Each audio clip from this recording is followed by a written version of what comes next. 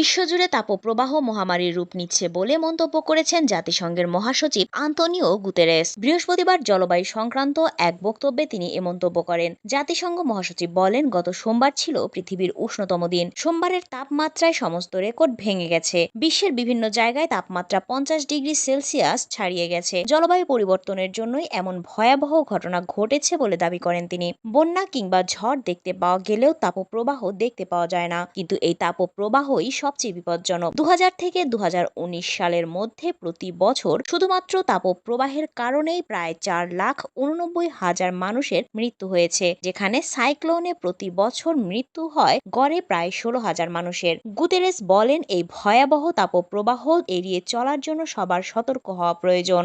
বিশেষ করে শিশু, বৃদ্ধ এবং অসুস্থ মানুষের দিকে নজর দেওয়া দরকার।